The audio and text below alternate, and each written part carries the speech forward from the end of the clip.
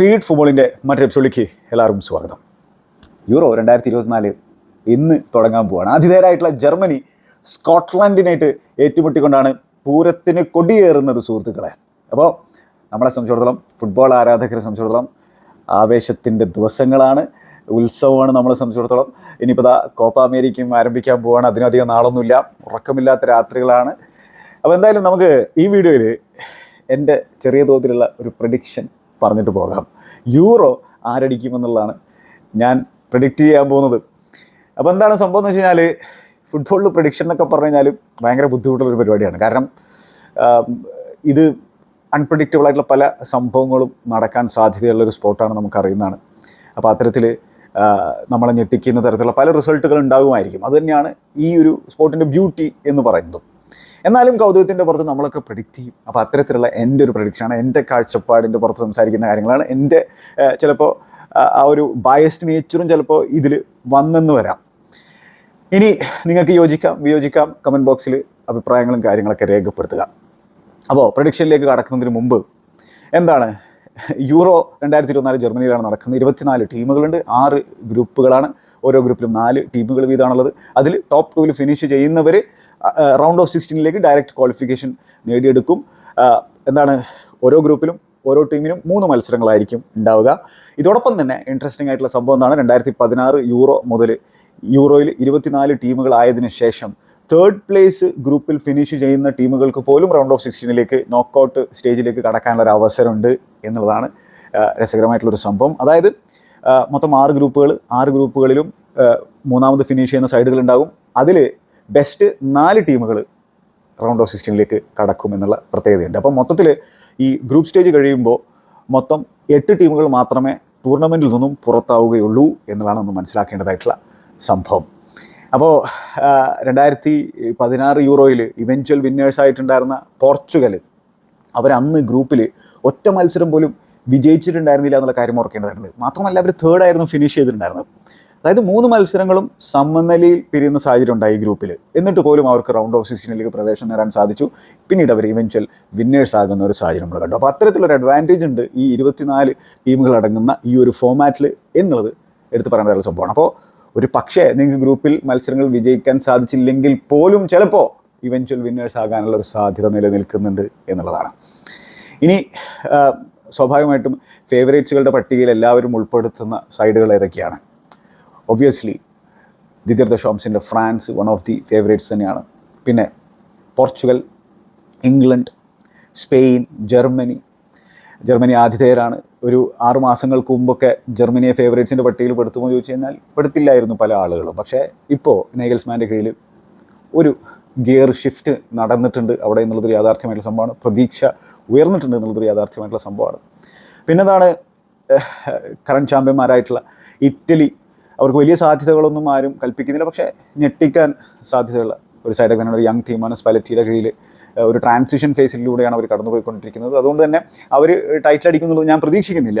പിന്നെ ചിലപ്പോൾ കറുത്ത കുതിരകളാകാൻ സാധ്യതയുള്ള പല സൈഡുകളുണ്ട്. ഇപ്പോൾ തുർക്കിയെ പോലെ, സെർബിയയെ പോലെ, ഓസ്ട്രിയയെ പോലെ, ഹംഗറിയെ പോലെ, അതുപോലെ തന്നെ ഡെൻമാർക്കിനെയും ക്രൊയേഷ്യയൊന്നും നമുക്ക് ആ ഒരു കറുത്ത കുതിരകളുടെ പട്ടികയിൽ പെടുത്താൻ പറ്റില്ല എന്നുള്ളതാണ്. അവരൊക്കെ സ്ട്രോങ് നേഷനായിട്ടാണ് ഇപ്പോൾ കുറച്ച് കാലങ്ങളായിട്ട് മേജർ ടൂർണമെൻറ്റുകളിൽ കളിച്ചുകൊണ്ടിരിക്കുന്നത് എന്നുള്ള പ്രത്യേകതയുണ്ട്. അപ്പോൾ അവരൊക്കെ ഞെട്ടിച്ചു കഴിഞ്ഞാലും സർപ്രൈസ്ഡ് ആകട്ടെ. അപ്പോൾ ഇതിൽ തന്നെ ഏറ്റവും ബെസ്റ്റ് സ്ക്വാഡ് അവകാശപ്പെടാൻ പറ്റുന്ന തരത്തിലുള്ള 1-2 സൈഡുകളിലേക്ക് നമ്മൾ നോക്കിക്കഴിഞ്ഞാൽ, പോർച്ചുഗലിൻ്റെ സൈഡ് എന്ന് പറഞ്ഞാൽ അൺബിലീവബിളി ഗുഡാണ്. ഒരു രക്ഷയില്ലാത്ത സ്ക്വാഡാണ്. 2-3 ടീമുകൾ ഉണ്ടാക്കിയെടുക്കാൻ പറ്റുന്ന തരത്തിലുള്ള സ്ക്വാഡുണ്ട് പോർച്ചുഗലിനും ഫ്രാൻസിനും എന്ന് വേണമെങ്കിൽ നമുക്ക് പറയാൻ പറ്റും. അപ്പോൾ അത്തരത്തിൽ ഈ 2 സൈഡുകളാണ് ടോപ്പ് സ്ക്വാഡ് സ്ട്രെങ്ത് ഉള്ള ടീമുകൾ. അപ്പോൾ അതിൽ തന്നെ എല്ലാ പൊസിഷനിലും അവർക്ക് ക്വാളിറ്റി ഫുട്ബോളേഴ്സ് ഉണ്ട് എന്നുള്ള കാര്യം നോക്കണം. അതോടൊപ്പം തന്നെ എക്സ് ഫാക്ടേഴ്സ് അടങ്ങുന്ന തരത്തിലുള്ള സ്ക്വാഡുകളാണ് ഫ്രാൻസിൻ്റെയും പോർച്ചുഗലിൻ്റെയും. ഇംഗ്ലണ്ടും ഒട്ടും മോശമൊന്നുമല്ല, പക്ഷേ സ്റ്റിൽ അവരുടെ ഡിഫൻസിൽ പ്രശ്നങ്ങളുണ്ട് എന്നുള്ളതാണ് എൻ്റെ ഒരു കാഴ്ചപ്പാട്. പക്ഷേ സ്റ്റിൽ കിടിലൻ യങ് ക്രോപ്പ് ഓഫ് പ്ലേയേഴ്സിൻ്റെ ഒപ്പം അവരുടെ അറ്റാക്കിനെ സ്പിയർ ഹെഡ് ചെയ്യുന്നത് മറ്റാരുമല്ല, ഹാരി കെയ്ൻ ആണെന്നുള്ള കാര്യം ഓർക്കേണ്ടതുണ്ട്. അപ്പോൾ ഈ 3 പേരെ തന്നെയായിരിക്കും മേജർ ഫേവറേറ്റ്സുകളായിട്ട് ആളുകൾ കണക്കാക്കുന്നത്. ലോകം കണ്ട ഏറ്റവും മികച്ച ഫുട്ബോൾ താരങ്ങളിൽ ഒരാളായിട്ടുള്ള ക്രിസ്ത്യാനോ റൊണാൾഡോയുടെ അവസാനത്തെ യൂറോ ആയിരിക്കും ഇതെന്നുള്ള കാര്യത്തിൽ സംശയമൊന്നും വേണ്ട. ഇനിയിപ്പോൾ അടുത്ത യൂറോ ചങ്ങായി കളിക്കോ, പുള്ളിയുടെ കാര്യം അതുകൊണ്ട് നമുക്കൊന്നും പറയാൻ പറ്റില്ല. ഒരു രക്ഷയില്ലാത്ത ഒരു അത്ലീറ്റ് കൂടിയാണ് ചങ്ങായി എന്നുള്ള കാര്യം ഓർക്കണം. പക്ഷേ സ്റ്റിൽ അതിനുള്ളൊരു പോസിബിലിറ്റി ഞാൻ കാണുന്നില്ല. അപ്പോഴേക്കും 43 വയസ്സൊക്കെ ആവും. അപ്പോൾ എന്തായാലും അദ്ദേഹത്തിൻ്റെ അവസാനത്തെ ഈ ഒരു യൂറോ വിജയിക്കുക എന്നുള്ള ലക്ഷ്യത്തിൻ്റെ പുറത്ത് തന്നെയായിരിക്കും അദ്ദേഹം ടൂർണമെൻറ്റിലേക്ക് ഇറങ്ങുന്നത്. കാരണം അദ്ദേഹത്തിൻ്റെ എല്ലാം കൊടുക്കാൻ തയ്യാറായിട്ട് തന്നെയാണ് ഇരിക്കുന്നത്. ഒടുക്കത്തെ ഫോമിലാണ് അദ്ദേഹം വരുന്നത്. ഇപ്പോൾ ആ ഫ്രണ്ട്ലിയിലൊക്കെ അദ്ദേഹം അടിച്ചിട്ടുള്ള ഗോളും ഒരുപാട് പ്രതീക്ഷകൾ കൊടുക്കുന്ന തരത്തിലുള്ള സംഭവം. പിന്നെ മാത്രമല്ല അവർ ഗ്രൂപ്പ് എന്നൊക്കെ പറഞ്ഞാൽ വളരെ ഈസി ആയിട്ടുള്ള ഗ്രൂപ്പിലാണ് അവർ ചെന്നപ്പെട്ടുള്ളത്. ഇപ്പോൾ ജോർജിയൊക്കെ അവർ തകർത്ത് തരിപ്പണമാക്കാനുള്ള സാധ്യത, പത്രത്തിൽ ടീമിൻ്റെ കോൺഫിഡൻസ് വീണ്ടും ഉയരാനുള്ള ഒരു സാധ്യത ഗ്രൂപ്പ് സ്റ്റേജിൽ തന്നെ നമുക്ക് കാണാൻ സാധിക്കുന്നുണ്ട്. പക്ഷേ സ്റ്റിൽ ഈ ബെൽജിയത്തിൻ്റെ ഗോൾഡൻ ജനറേഷനെ കൊണ്ട് കാര്യമായിട്ടൊന്നും ചെയ്യാൻ പറ്റാത്ത മാർട്ടിനസിന് ഈ പോർച്ചുഗലിൻ്റെ ഈ ഒരു കിഡിലൻ സ്ക്വാഡിനെ ആ ഒരു വര കടത്തിക്കാൻ പറ്റുമോ എന്നുള്ളത് കാത്തിരുന്ന് കാണേണ്ട ഒരു വിഷയമാണ്. ഒടുക്കത്തെ സ്ക്വാഡ് സ്ട്രെങ്ത്തും കാര്യങ്ങളൊക്കെ ഉണ്ട്. പക്ഷേ സ്റ്റിൽ ആ ഒരു മാനേജറിൽ എനിക്കൊരു ഡൗട്ടുണ്ട്. പിന്നെ വിഷമഘട്ടങ്ങളിൽ എങ്ങനെയായിരിക്കും ഈ ടീം പിന്നെ നേരിടുക ആ സിറ്റുവേഷൻ എന്നുള്ളത് കാണാൻ ഒരു കൗതുകമുണ്ട്. അപ്പോൾ അത് ലാറ്റർ സ്റ്റേജസിൽ ഈ ഒരു ടൂർണമെൻറ്റിൽ അവർ എങ്ങനെ പെർഫോം ചെയ്യുന്നത് കാത്തിരുന്ന് കാണേണ്ട ഒരു വിഷയമാണ്. അപ്പോൾ വെയിറ്റ് ചെയ്യാം. Portugal one of the favourites തന്നെയാണ്. അവർ കപ്പടിച്ച് കഴിഞ്ഞാലും യാതൊരു തരത്തിലും ഒരു സർപ്രൈസും വേണ്ട എന്നുള്ളതാണ്. കാരണം അത്തരത്തിലുള്ള സ്ക്വാഡ് സ്ട്രെങ്ത്തും ഉണ്ട്, ഒപ്പം ക്രിസ്ത്യാനോ റൊണാൾഡോ ഉണ്ട്. പിന്നെ ഡെലഫിയോൻ്റെ സ്പെയിൻ അഗെയിൻ അവിടെ എക്സ് ഫാക്ടേഴ്സുള്ള യങ് ഫുട്ബോളേഴ്സിന്, ഇപ്പോൾ പെഡ്രിയെ പോലെ, ലമീൻ യമാലിനെ പോലെ, ഓൾമയെ പോലെയുള്ള താരങ്ങളൊക്കെ ഉണ്ട്. അവർക്കൊരു റിലയബിൾ ആയിട്ടുള്ള നമ്പർ 9 ഇല്ല എന്നുള്ളൊരു പ്രശ്നമാണ്. ഇപ്പോൾ മൊറാട്ടയും ഹൊസലും ഒക്കെയാണുള്ളത്. അപ്പോൾ ഒരു റിലയബിൾ നമ്പർ 9 ഇല്ലെങ്കിൽ പോലും ഇപ്പോൾ മിഡ്ഫീൽഡ് റോഡ്രി, പെഡ്രി ഒക്കെ ഇമ്പോർട്ടൻ്റ് ആയിട്ടുള്ള കോൺട്രിബ്യൂഷൻ നടത്താൻ പറ്റുന്ന തരത്തിലുള്ള പ്ലേയേഴ്സാണെന്നുള്ള കാര്യം പറയുന്നത്. അപ്പോൾ അവരും ഞെട്ടിച്ചു കഴിഞ്ഞാൽ സർപ്രൈസ്ഡ് ആകേണ്ട സംഭവമൊന്നുമില്ല. ഞെട്ടിക്കൽ എന്ന് പറയാൻ പറ്റില്ല. അവർ വേണമെങ്കിൽ നമുക്ക് വൺ ഓഫ് ദി ഫേവറേറ്റ്സ് ആയിട്ട് കണക്കാക്കാനും പറ്റും. ഇനി എൻ്റെ പ്രഡിക്ഷനിലേക്ക് കടക്കാം. അപ്പം ഞാൻ പ്രഡിക്റ്റ് ചെയ്യുന്നത് 2 ടീമുകളാണ്. അത് ശരിയാണോ എന്നറിയില്ല അങ്ങനെ പ്രഡിക്റ്റ് ചെയ്യുന്നത്. പക്ഷേ സ്റ്റിൽ എൻ്റെ കാഴ്ചപ്പാടിൽ ഒന്നുകിൽ ആതിഥേയരായിട്ടുള്ള ജർമ്മനി യൂറോ അടിക്കും, അതല്ലെങ്കിൽ ഫ്രാൻസ് യൂറോ അടിക്കും എന്നതാണ് ഞാൻ പ്രഡിക്റ്റ് ചെയ്യാൻ പോകുന്നൊരു സംഭവം. വേറെ ഒരു കൗതുകരമായിട്ടുള്ള സ്റ്റാറ്റ് എന്താണെന്നറിയോ? 1984 നടന്ന യൂറോയിലാണ് അവസാനമായിട്ട് ഹോസ്റ്റ് നേഷൻ യൂറോ അടിച്ചിട്ടുള്ളത്. അന്ന് ഫ്രാൻസ് ആയിരുന്നു ടൂർണമെൻറ്റ് ഹോസ്റ്റ് ചെയ്യുന്നതായിരുന്നു. അന്ന് അവർ കപ്പടിച്ചതിന് ശേഷം മറ്റൊരു ഹോസ്റ്റ് നേഷനും ഇതുവരെ 50 വർഷക്കാലത്തിനിടയിൽ യൂറോ അടിക്കാൻ സാധിച്ചിട്ടില്ല എന്നുള്ള കാര്യം ഓർക്കണം. അപ്പോഴാണ് ഞാൻ ജർമ്മനി കപ്പടിക്കും എന്നുള്ള രീതിയിലുള്ള ഒരു പ്രഡിക്ഷൻ നടത്തുന്നത്. അതോടൊപ്പം തന്നെ ഫ്രാൻസ് അവരുടെ നോ ഹൗ, ആ ഒരു എക്സ്പീരിയൻസ്, ദിദിയർ ദഷാംസിൻ്റെ ഒടുക്കത്തെ എക്സ്പീരിയൻസ്, അവിടെയുള്ള സ്ക്വാഡ് സ്ട്രെങ്ത്ത്, പ്ലേയേഴ്സിൻ്റെ ക്വാളിറ്റി, ഇൻഡിവിജ്വൽ ബ്രില്യൻസ് കാഴ്ചവെക്കാൻ പറ്റുന്ന തരത്തിലുള്ള പ്ലേയേഴ്സ്, ഇൻഡിവിജ്വലി മത്സരങ്ങൾ വിജയിപ്പിക്കാൻ കഴിവുള്ള തരത്തിലുള്ള പ്ലേയേഴ്സൊക്കെ അടങ്ങുന്ന ഫ്രാൻസിനും ഞാനൊരു സാധ്യത കൊടുക്കുന്നത്. ഇതേപോലത്തെ രീതിയിൽ നമുക്ക് വേണമെങ്കിൽ പോർച്ചുഗലിനും പറയാം, ഇംഗ്ലണ്ടിനും പറയാം. പക്ഷേ ഞാൻ എൻ്റെ പ്രഡിക്ഷൻ പറഞ്ഞെന്നുള്ളൂ. ഇനി എന്തുകൊണ്ട് ജർമ്മനി എന്നുള്ള ചോദ്യം സ്വാഭാവികമായിട്ടും വരും. അതാണ് ഞാൻ പറയുന്നത്. 6 മാസങ്ങൾക്ക് മുമ്പ് ജർമ്മനിയുടെ പേര് ഇത്തരത്തിൽ നമുക്ക് ടൂർണമെൻറ്റ് ഫേവറേറ്റ്സുകളുടെ പട്ടികയിൽ ഉൾപ്പെടുത്താനേ പറ്റുമായിരുന്നില്ല. പക്ഷേ ഇപ്പോൾ ഞാൻ അതിനെ ഉൾപ്പെടുത്തുന്നതിനുള്ള കാരണം മറ്റൊന്നുമല്ല, അവിടെ ഒരു മൊമെൻറ്റം അവരുടെ കയ്യിലുണ്ട് എന്നുള്ളതാണ്. അപ്പം ഹോം സപ്പോർട്ട് വലിയൊരു ഘടകം തന്നെയാണ്. കഴിഞ്ഞ 50 വർഷക്കാലം ഒരു ടീമിന് യൂറോ അടിക്കാൻ സാധിച്ചില്ല ഹോസ്റ്റ് ടീമിന് എന്ന് പറയുമ്പോൾ പോലും ജർമ്മൻ ക്രൗഡ് ഇവിടെ ഒരു ഇമ്പോർട്ടൻറ്റ് ഫാക്ടറാകാനുള്ള ഒരു സാധ്യത ഞാൻ കാണുന്നുണ്ട്. പിന്നെ നാഗൽസ്മാൻ എന്ന് പറയുന്ന കോച്ച് വളരെ ചെറിയ പ്രായമാണ്, 36-37 വയസ്സല്ലേ ഉള്ളൂ ചങ്ങായിക്ക്. ആളൊരു ഇൻക്രെഡിബിൾ ടാക്ടീഷ്യനാണ്. അദ്ദേഹം പല രീതിയിൽ കാര്യങ്ങളൊക്കെ ടിങ്കർ ചെയ്തിട്ട് എക്സ്പെരിമെൻ്റ് ചെയ്യുന്ന തരത്തിലൊരു കോച്ചാണെങ്കിൽ പോലും ഇപ്പോൾ ഒരു ഫോമിൽ അദ്ദേഹം കണ്ടെത്തിയിട്ടുണ്ട് ജർമ്മനിയിൽ. ആകെ 8 മത്സരങ്ങൾ എങ്ങനെ ജർമ്മനി അദ്ദേഹം കോച്ച് ചെയ്തിട്ടു. അതിൽ തന്നെ 3 ഫോർമേഷൻസ് അദ്ദേഹം ട്രൈ ചെയ്ത് നോക്കി. അപ്പോൾ അതിൽ തന്നെ ഒരു മത്സരത്തിൽ കായ് ഹാവർട്സിനെ ലെഫ്റ്റ് ബാക്കൊക്കെ ആയിട്ട് അദ്ദേഹം കളിപ്പിച്ച് നോക്കിയിട്ടുണ്ടായിരുന്നു. അതായത് ലെഫ്റ്റ് 10 എന്നുള്ള രീതിയിലൊക്കെയാണ് അദ്ദേഹം അതിനെ പിന്നെ അഭിസംബോധന ചെയ്തിട്ടുണ്ടായിരുന്നു. പക്ഷേ അതൊക്കെ ഒരു ഫെയിൽഡ് എക്സ്പെരിമെൻ്റ് ആയിരുന്നു. അദ്ദേഹം 3 at the back ട്രൈ ചെയ്ത് നോക്കി. ഒരു മത്സരത്തിൽ 4-4-2 ട്രൈ ചെയ്ത് നോക്കി. പിന്നെ 6 മത്സരങ്ങൾ അദ്ദേഹത്തിൻ്റെ ബാൻഡ്മിക്കിലൊക്കെ കൂടുതലും യൂസ് ചെയ്തിട്ടുള്ള തരത്തിലുള്ള ഒരു 4-2-3-1 യൂസ് ചെയ്യുന്നതാണ് നമ്മൾ കണ്ടുള്ളത്. അപ്പോൾ അദ്ദേഹം ആ ഒരു 4-2-3-1 ഈ യൂറോ വരിക എന്നുള്ളതാണ്, അല്ലെങ്കിൽ ഈ യൂറോയിൽ ടീമിനെ സെറ്റപ്പ് ചെയ്യുക എന്നുള്ളതാണ് ഞാൻ മനസ്സിലാക്കുന്നത്. അപ്പോൾ നാഗൽസ്മാൻ ഒരു ഫാക്ടറാണ്, ഫിയർലെസ് ആയിട്ടുള്ള ഒരു മാനേജറാണ്. അദ്ദേഹത്തിന് ഒരുപാട് ജയിച്ചതിൻ്റെ തരത്തിലുള്ള പെഡിഗ്രി ഒന്നും അവകാശപ്പെടാൻ പറ്റില്ല. പക്ഷേ മോഡേൺ കോച്ചാണെന്ന് മാത്രമല്ല വളരെ ബ്രേവ് ആയിട്ടുള്ളൊരു കോച്ചാണ്. അപ്പോൾ നാഗൽസ്മാൻ ഒരു റീസൺ, ഹോസ്റ്റ് നേഷൻ എന്നുള്ളത് മറ്റൊരു റീസൺ. പിന്നെ ടോണി ക്രോസിൻ്റെ മടങ്ങി വരവ് വളരെ ഇമ്പോർട്ടൻ്റ് ആയിട്ടുള്ളൊരു ഫാക്ടറായിട്ടാണ് ഞാൻ കണക്കാക്കുന്നത്. കാരണം ടോണി ക്രോസ് ഒരു രക്ഷയില്ലാത്ത ഫോമിലാണ് നിൽക്കുന്നത്. ശരിയാണ്, അദ്ദേഹം ക്ലബ് ഫുട്ബോളിൽ നിന്ന് വിരമിച്ചു. യൂറോ കഴിഞ്ഞ് കഴിഞ്ഞാൽ പിന്നെ അദ്ദേഹം മൊത്തത്തിൽ ഫുട്ബോളിൽ നിന്ന് വിരമിക്കാൻ പോവുകയാണ്. പക്ഷേ അദ്ദേഹം നിലവിൽ കളിച്ചുകൊണ്ടിരിക്കുന്ന ഫുട്ബോൾ എന്ന് പറഞ്ഞാൽ അദ്ദേഹത്തിൻ്റെ കരിയറിൽ തന്നെ ഏറ്റവും ബെസ്റ്റ് ഫുട്ബോൾ തന്നെയാണെന്ന് വേണമെങ്കിൽ നമുക്ക് പറയാൻ പറ്റും. മാത്രമല്ല ടോണി ക്രോസിനെ സംബന്ധിച്ചോളം നമ്മൾ വാദോരാതെ ഒരുപാട് സാഹചര്യങ്ങൾ സംസാരിച്ചതാണ്. അദ്ദേഹത്തിന് ഒരു പ്രൈമൊന്നുമില്ല, അദ്ദേഹത്തിൻ്റെ മൊത്തം കരിയർ തന്നെ പ്രൈമാണെന്നുള്ള കാര്യമൊക്കെ നമ്മൾ സംസാരിച്ചൊരു സംഭവമാണ്. പക്ഷേ സ്റ്റിൽ ഒടുക്കത്തെ ഫോമിലാണ് ടോണി ക്രോസ് ഉള്ളത്.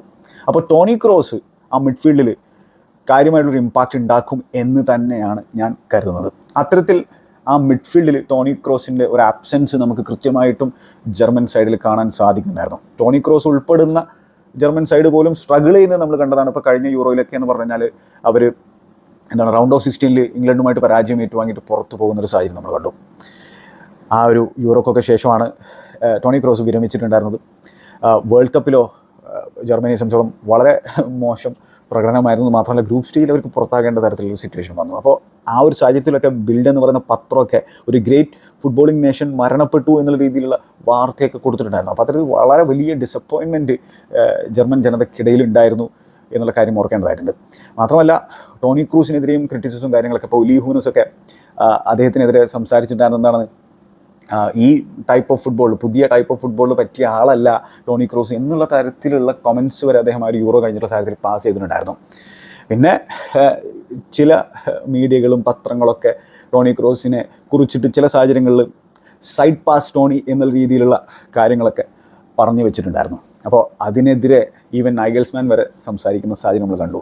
അതായത് ഫുട്ബോളിനെ കുറിച്ച് യാതൊരു തരത്തിലുള്ള ബോധമില്ലാത്തവരാണ് അത്തരത്തിലുള്ള കാര്യങ്ങളൊക്കെ സംസാരിക്കുക എന്നുള്ളത് അദ്ദേഹം കൂട്ടിച്ചേർക്കുന്നുണ്ട്. അദ്ദേഹത്തിന് പിന്നെ പലരും പറയും ജർമ്മൻ ആരാധകർക്കിടയിൽ ഭയങ്കരമായിട്ടുള്ള റെസ്പെക്റ്റ് ഒക്കെ കിട്ടുന്നുണ്ടെന്ന്. അല്ല, അദ്ദേഹത്തിന് കൂടുതൽ റെസ്പെക്റ്റ് കിട്ടുന്നത് ജർമ്മനിക്ക് പുറത്താണ് എന്നുള്ളതാണ് അക്ഷരാർത്ഥത്തിൽ യാഥാർത്ഥ്യമായിട്ടുള്ള ഒരു സംഭവം. അപ്പോൾ എന്താണ്, അദ്ദേഹം പടിയിറങ്ങുന്ന ഒരു സാഹചര്യത്തിൽ തന്നെ ക്രിട്ടിസൈസ് ചെയ്ത ആളുകളുടെ മുന്നിൽ പോലും ഒരു മികച്ച പ്രകടനം കാഴ്ചവെച്ചുകൊണ്ട് ജർമ്മനിക്കൊരു യൂറോ കപ്പ് നേടിക്കൊടുക്കാൻ കൂടി സാധിച്ചു കഴിഞ്ഞാൽ അതൊരു വല്ലാത്തൊരു ഇറങ്ങിപ്പോക്കായിരിക്കും, ഒരു വേറെ ലെവൽ റിട്ടയർമെൻറ്റ് പരിപാടിയായിരിക്കും എന്നുള്ള കാര്യത്തിൽ യാതൊരു സംശയമാണ്. ഒന്ന് ആലോചിക്കുക, ചാമ്പ്യൻസ് ലീഗ്, ലാ ലീഗ, സൂപ്പർ കോപ്പ, യൂറോ കപ്പ്. മാത്രമല്ല അദ്ദേഹത്തിൻ്റെ കരിയറിൽ ആകെ ഒരു മേജർ ട്രോഫി ആയിട്ട് അടിക്കാതിരിക്കുന്നത് ഈ യൂറോ കപ്പാണ്. അപ്പോൾ ഞാൻ പറഞ്ഞു വരുന്നത് അദ്ദേഹം ശരിക്കും ഫോക്കസ്ഡ് ആണ്. അദ്ദേഹത്തിൻ്റെ ലാസ്റ്റ് ടൂർണമെൻറ്റാണ് അദ്ദേഹത്തിൻ്റെ കരിയറിലേത്. അപ്പോൾ അതിൽ മികച്ചൊരു പ്രകടനം അദ്ദേഹത്തിൻ്റെ ഭാഗത്ത് നിന്ന് വരും എന്നുള്ള കാര്യത്തിൽ എനിക്ക് യാതൊരു സംശയമില്ല. അദ്ദേഹത്തിൻ്റെ കൂടെ മിക്കവാറും ആൻഡ്രിച്ച് ആയിരിക്കും കളിക്കുക എന്നുള്ളതാണ് ഞാൻ മനസ്സിലാക്കുന്നത്. എംറെ ചാനെ ഇപ്പോൾ കൊണ്ടുവന്നിട്ട് പാവ്ലോവിച്ചിന് ഇഞ്ചുറി പറ്റിയുള്ള സാഹചര്യത്തിൽ എംറെ ചാനെ ആണ് സ്ക്വാഡിലേക്ക് കൊണ്ടുവന്നിട്ടുള്ളത്.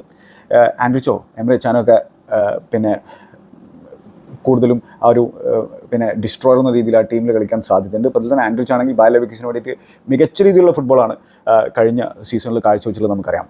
അപ്പോൾ അങ്ങനെ ആ ഒരു മിഡ്ഫീൽഡിൽ ഇപ്പോൾ ഒരു ബാലൻസ് ഉണ്ട് ടോണി ക്രോസ് തിരിച്ച് വന്നതോടിയിട്ട്. അപ്പോൾ സ്വാഭാവികമായിട്ടും കിമിച്ചിൻ്റെ സ്ഥാനം ആ ഒരു റൈറ്റ് ബാക്കിലേക്ക് നീങ്ങുന്ന ഒരു സിറ്റുവേഷൻ ഉണ്ട് ടോണി ക്രോസ് കൂടി വന്നിട്ടുള്ള അവസരത്തിൽ. പിന്നെ ഇൽക്കായ് ഗുണ്ടോവൻ കുറെ കൂടി ഫോർവേഡ് ആ ഒരു റോളായിരിക്കും കൈകാര്യം ചെയ്യുക.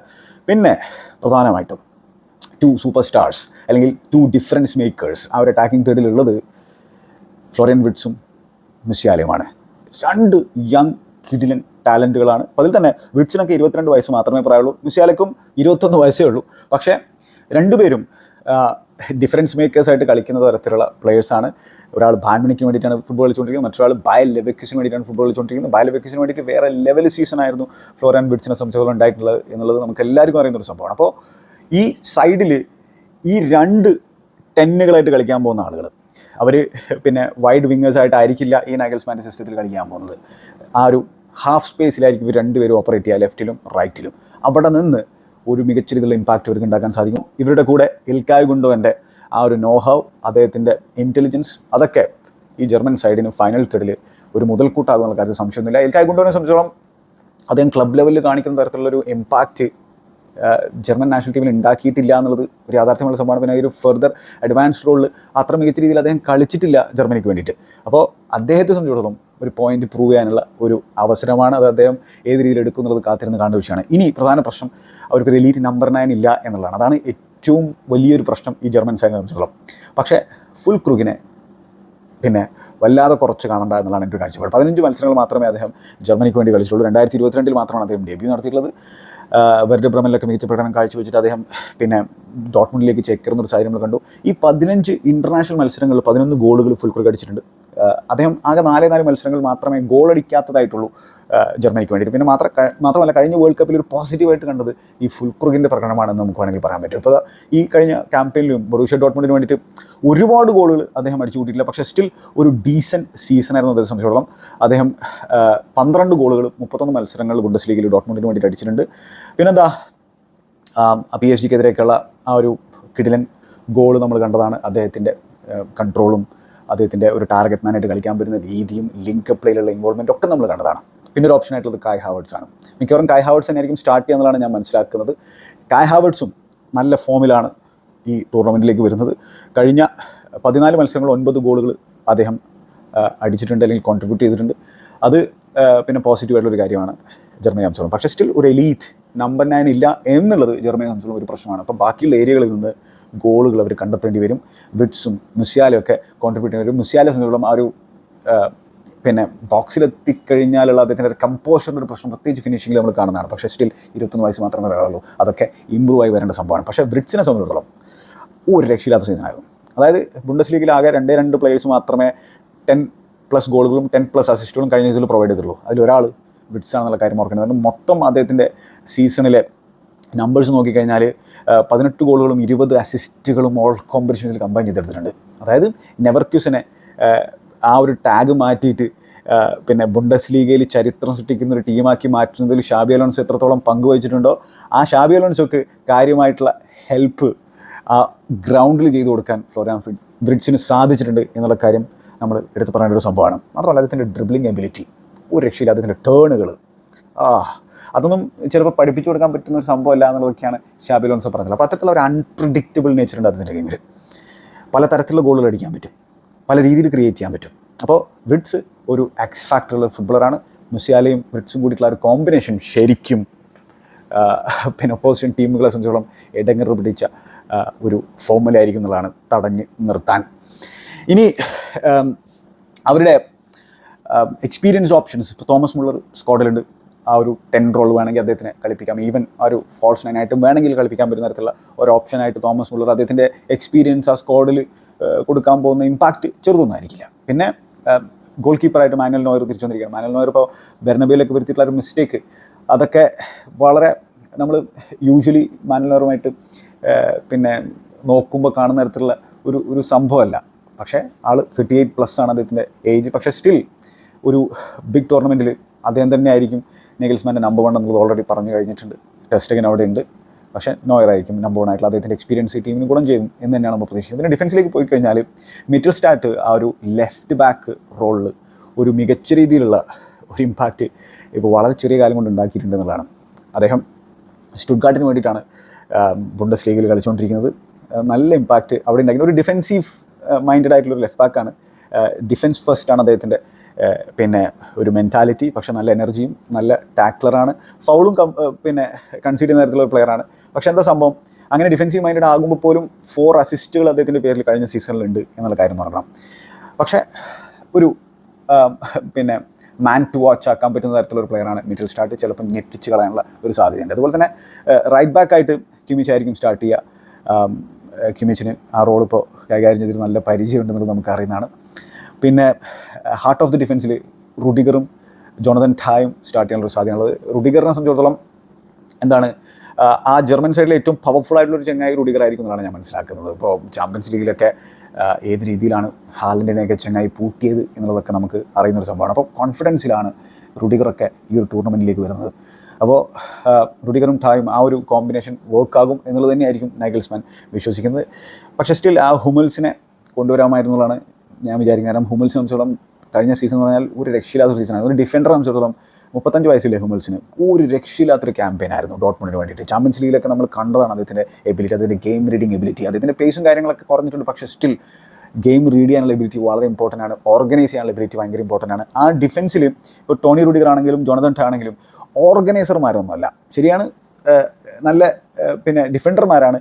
പക്ഷെ അവിടെ ഒരു ഓർഗനൈസറിൻ്റെ ഒരു അഭാവം ഉണ്ട് എന്നാണ് എനിക്ക് തോന്നുന്നത്. പക്ഷേ സ്റ്റിൽ അവർ മാനേജ് ചെയ്യുമായിരിക്കും എന്നാണ് ഞാൻ കരുതുന്നത്. പിന്നെ മിഡ്ഫീൽഡിനെ കുറിച്ച് നമ്മൾ സംസാരിച്ച് കഴിഞ്ഞു. ഇനി എന്താണ്, ബെഞ്ചിൽ നിന്ന് ഇമ്പാക്റ്റ് ഉണ്ടാക്കാൻ പറ്റുന്ന തരത്തിലുള്ള ക്രിസ് ഫ്യൂരി ഉണ്ട്.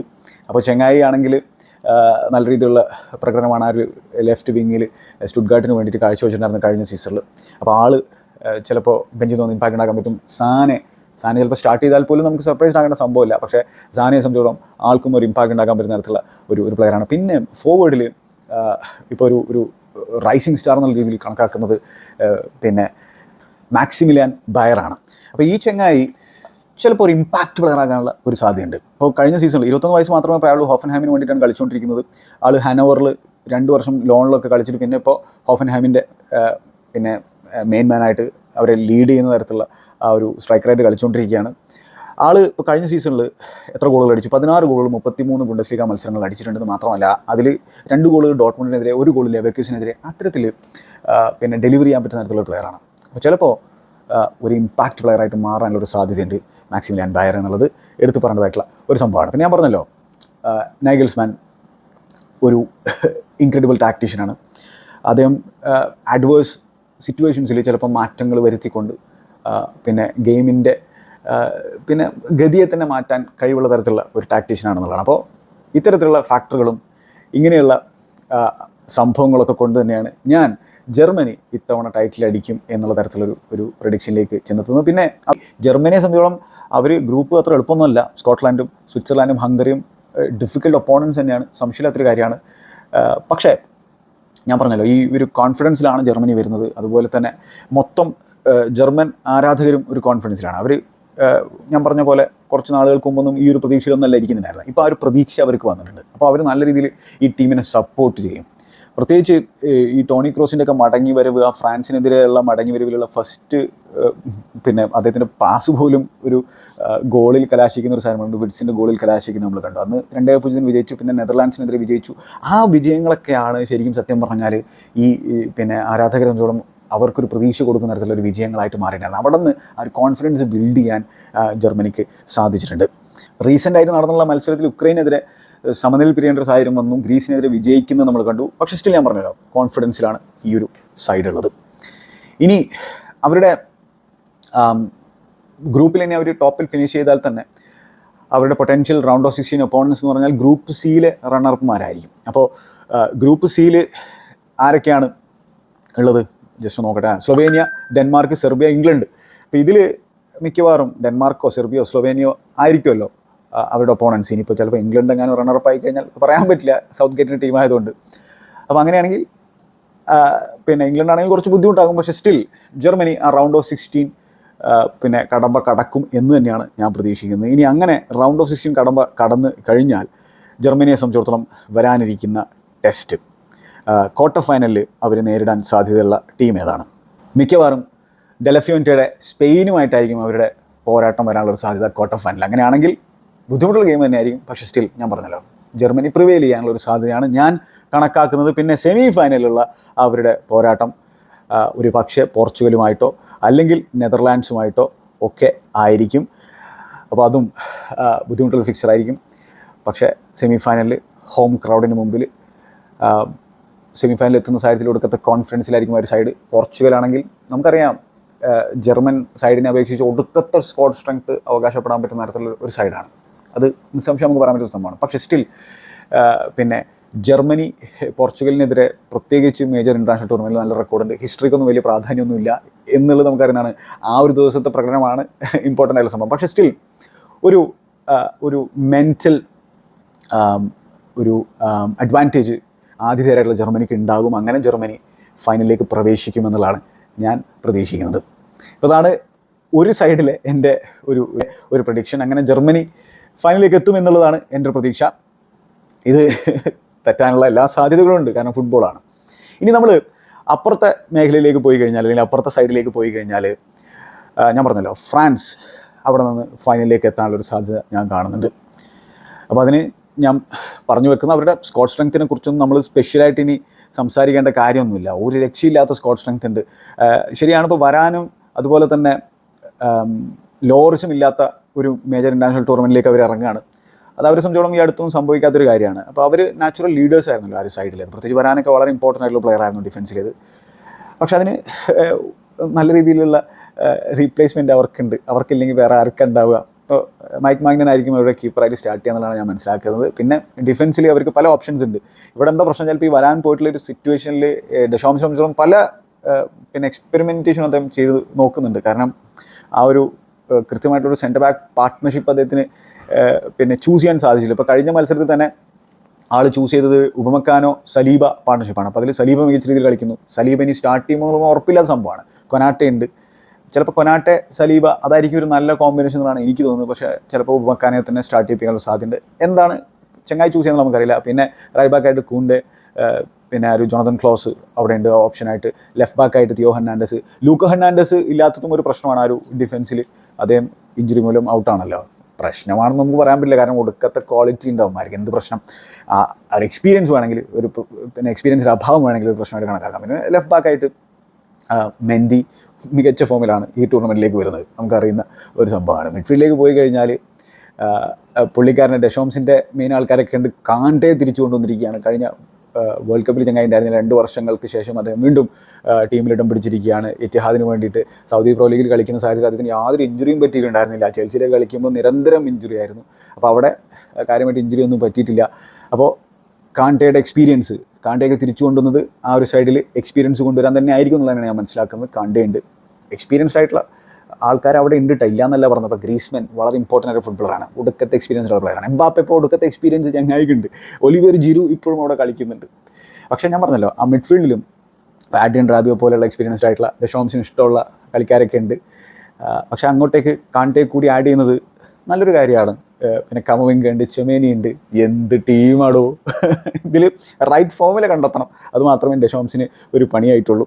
അപ്പോൾ ഇതിൽ തന്നെ കമവിംഗ ഒന്നും ഇപ്പോൾ ഒരു സ്റ്റാർട്ടറല്ല ഈ പിന്നെ ഫ്രാൻസ് സംബന്ധിച്ചോളം. പക്ഷേ കമവിംഗൊക്കെ ഏത് സ്റ്റേജിൽ വന്നിട്ടും ഗെയിമിൽ ഒരു ഇമ്പാക്ട് ഉണ്ടാക്കാൻ പറ്റുന്ന ഒരു പ്ലെയറാണ്. നമ്മളത് ഓൾറെഡി റയൽ മാഡ്രിഡിൽ കണ്ടതാണ്, ഫ്രാൻസിലും കണ്ടതൊക്കെ തന്നെയാണ്. പിന്നെന്താണ് പറഞ്ഞില്ല, ഗ്രീസ്മാൻ കുറേ കൂടി ആ ഒരു മിഡ്ഫീൽഡിലേക്ക് ഡ്രോപ്പ് ചെയ്ത് കളിക്കുന്ന തരത്തിലുള്ള റോളാണ് ഇപ്പോൾ കൈകാര്യം ചെയ്യുന്നത്. പക്ഷേ ഡെഷോംസിൻ്റെ വളരെ ഇമ്പോർട്ടൻ്റ് ആയിട്ടുള്ള ഫുട്ബോളറാണ്. ഇപ്പോൾ കഴിഞ്ഞ വേൾഡ് കപ്പിൽ തന്നെ ഫ്രാൻസ് അത്ര നല്ല രീതിയിലല്ല തുടങ്ങിയിട്ടുണ്ടായിരുന്നു. പക്ഷേ അവർ പിന്നെ ഓരോ മത്സരം കഴിയുമ്പോഴും അവരുടെ കാര്യങ്ങളൊക്കെ ഇമ്പ്രൂവ് ആയിട്ടുണ്ടായിരുന്നു. ആ ഒരു ഫൈനൽ വരെ ഗ്രീസ്മാൻ കളിച്ച കളി ഒരു രക്ഷയുണ്ടായിരുന്നില്ല. ഫൈനലിൽ അദ്ദേഹത്തിന് കാര്യമായിട്ടൊന്നും കോൺട്രിബ്യൂട്ട് ചെയ്യാൻ സാധിച്ചില്ല. പക്ഷേ ഫൈനൽ വരെ ഗ്രീസ്മാൻ ഒരു രക്ഷയുണ്ടായിരുന്നില്ല. അത് ഈ ടൂർണമെൻറ്റിലും അദ്ദേഹത്തിന് മികച്ച പ്രകടനം തുടരുന്നതാണ് ഞാൻ മനസ്സിലാക്കുന്നത്. അപ്പോൾ ഗ്രീസ്മാനും എംബാപ്പയും ജിറു സ്റ്റാർട്ട് ചെയ്യുമ്പോൾ തുറാം സ്റ്റാർട്ട് ചെയ്യുമ്പോൾ എന്നുള്ളത് കൃത്യമായിട്ട് നമുക്കറിയില്ല.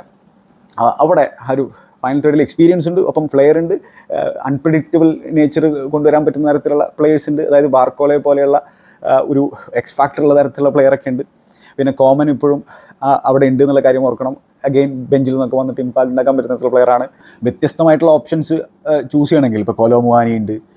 കൊലോമുവാനെ സംബന്ധിച്ചിടത്തോളം ആ വേൾഡ് കപ്പ് ഫൈനലിലുള്ള ആ ഒരു വൃത്തികെട്ട ഓർമ്മ അദ്ദേഹത്തെ സംബന്ധിച്ചോളം വൃത്തികെട്ട ഓർമ്മയാണല്ലോ, അത് മാറ്റിയെടുക്കാനുള്ള ഒരു അവസരമാണ് ഈ ഒരു ടൂർണമെൻറ്റ് എന്ന് പറഞ്ഞാൽ. അതിന് സാധിക്കുമെന്നുള്ള കാത്തിരുന്നുള്ള അവസരം അദ്ദേഹത്തിന് കിട്ടുമെന്നുള്ള കാത്തിരുന്നാണ്. ഡെംബേലെ ഒരു രക്ഷയില്ല, അതൊരു എനിഗ്മയാണ്. എന്താണ് അദ്ദേഹത്തിൽ നിന്ന് പ്രതീക്ഷിക്കുന്നത് നമുക്ക് ആർക്കും അറിയില്ല. അപ്പോൾ ചിലപ്പോൾ ഞെട്ടിക്കും, ചിലപ്പോൾ ഫ്ലോപ്പ് ആക്കും, നമുക്ക് പറയാൻ പറ്റില്ല. അപ്പോൾ അത്തരത്തിൽ ആ ഒരു അൺപ്രഡിക്റ്റബിൾ നേച്ചറുള്ള പ്ലെയറാണ് ഉസ്മാൻ ഡെംബേലെ.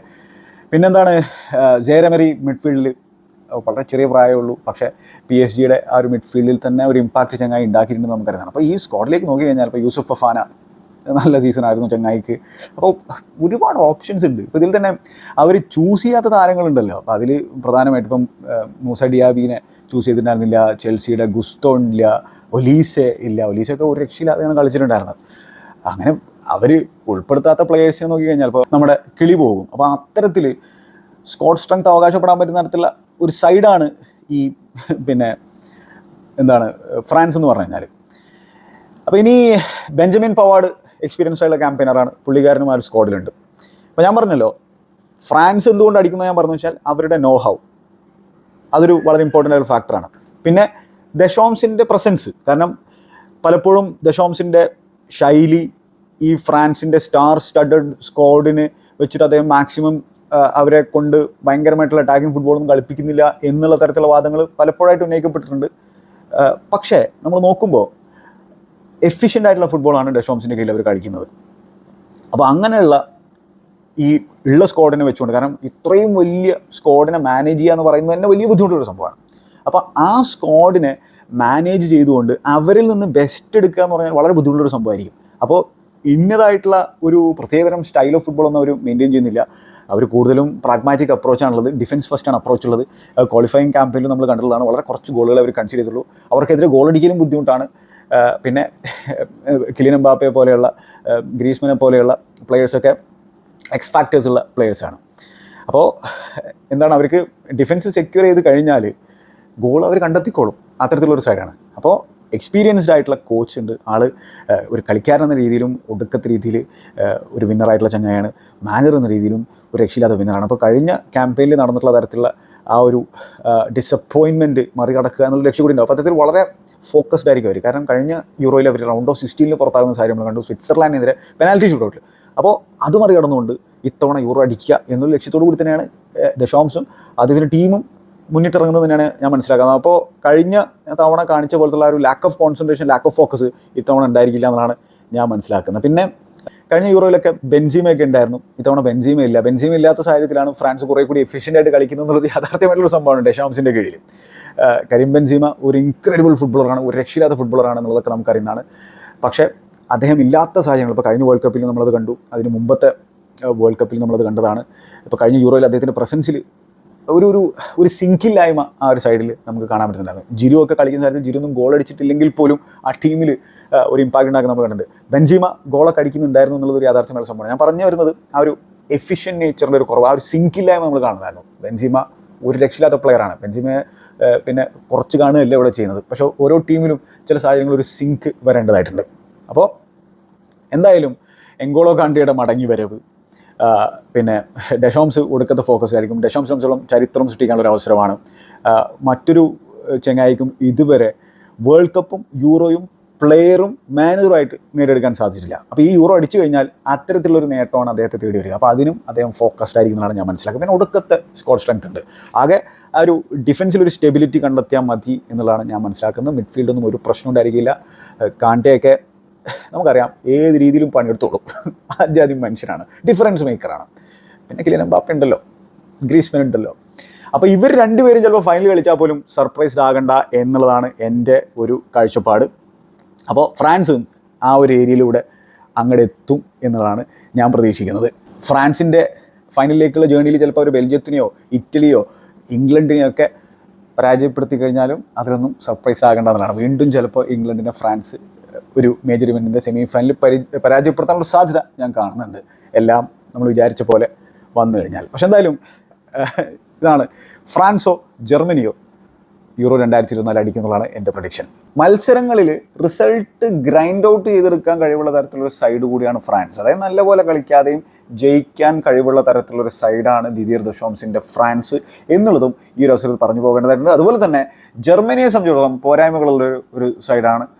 ഒരുപാട് സ്ക്വാഡ് സ്ട്രെങ്ത് ഒന്നും അവകാശപ്പെടാൻ പറ്റാത്ത തരത്തിലുള്ളൊരു സൈഡാണ്. പക്ഷേ സ്റ്റിൽ ഹോസ്റ്റ് എന്നുള്ള രീതിയിലും അതുപോലെ തന്നെ ഒരു അൺപ്രഡിക്റ്റബിൾ നേച്ചർ ഈ നൈഗൽസ്മാൻ വന്നതോട് കൂടിയിട്ട് ആ ഒരു സൈഡിൽ ഉണ്ടായിട്ടുണ്ട് എന്നുള്ളതാണ്. വളരെ ചെറിയൊരു സമയമുണ്ട്. അപ്പോൾ ആ ഒരു മൊമെൻറ്റത്തിൽ അവരങ്ങ് അടിച്ച് കയറും എന്നുള്ളതാണ് എൻ്റെ ഒരു പ്രതീക്ഷ. നിങ്ങളുടെ അഭിപ്രായങ്ങൾ കമൻറ്റ് ബോക്സിൽ രേഖപ്പെടുത്തുക. മറ്റൊരു അധ്യായത്തിൽ നമുക്ക് വീണ്ടും കാണാം. Good bye.